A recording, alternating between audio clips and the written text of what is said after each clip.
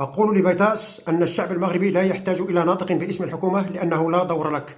لقد أصبحت مسخرة وأضحوكة بين المغاربة، وأصبحت جسرا تمرر عبره الحكومة الأضاليل والأكاذيب. فالطماطم المغربية لم يرتفع ثمنها بسبب الصقيع والبرد كما ادعيت وقلت، بل بسبب التجارة الخارجية. هناك احتكار داخلي وهناك تصدير خارجي.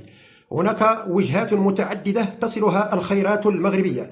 الوجهة الإفريقية، بحيث أن هناك علاقة تجارية بين المغرب و26 دولة تنطلق من موريتانيا وتنتهي إلى جيبوتي.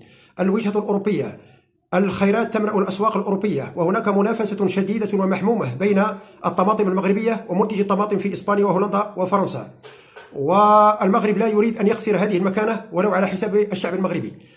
هناك بريطانيا تعول على الخيرات المغربية وأصبحت تعيش على حسابنا مثل كائن الطفيلي بعد انهيار اقتصادها بسبب الكوفيد والبريكسيت.